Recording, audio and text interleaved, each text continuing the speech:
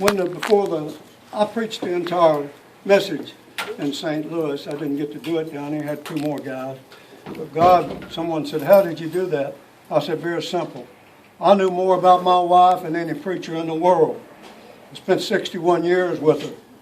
God seems to say, don't let someone else help you out in St. Louis. So I did not, but I'm not going through all that. Judy had more in that church. I've been there since 1961. My son-in-law, I was shaking hands with all the people coming in. He said, Dallas, you have to move down front. They're lined up all the way across the street. They go using another parking lot on the other side of the street. And it's hot out there, so I moved down front.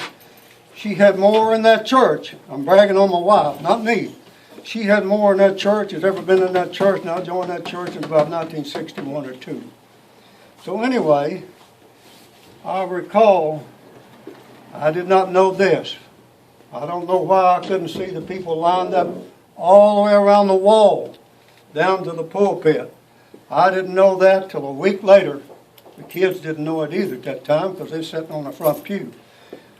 Out in the hallway was people and lined up against the wall, and we don't have a small church. And I recall the last few words I spoke about my wife. I'll never forget it. I'll not get emotional this time. Anyway, I said, my wife had left one of the greatest legacy that anyone's ever left on the face of this earth.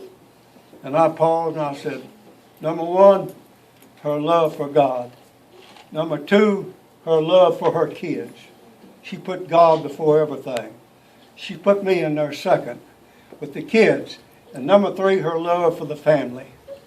Now I want to share something with you about Troy that no one else knows except Christ, me, and Troy. No way you could know it.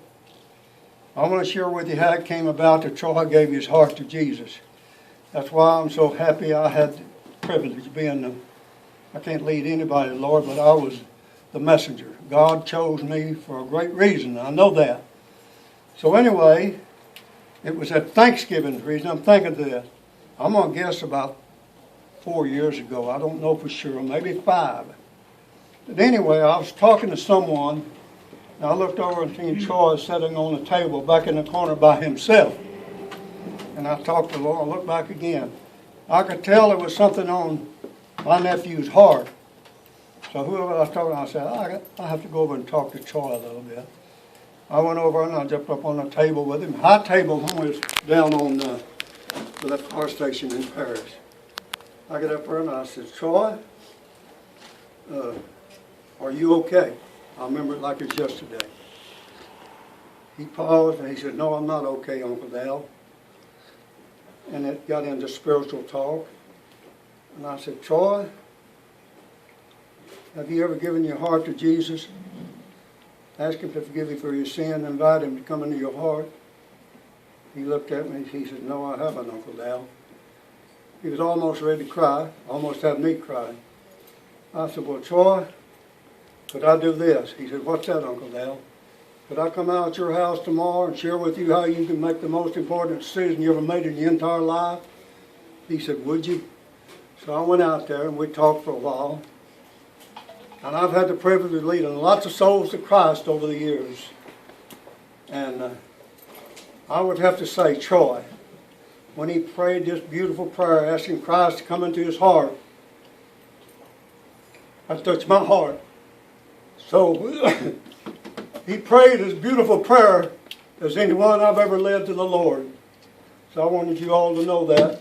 That's why I said no one knows about this except Christ, Troy, and Dallas. All right. I had to share that. Thank you. I laid it on my heart to share it with you. Thank you. Yeah, you're welcome.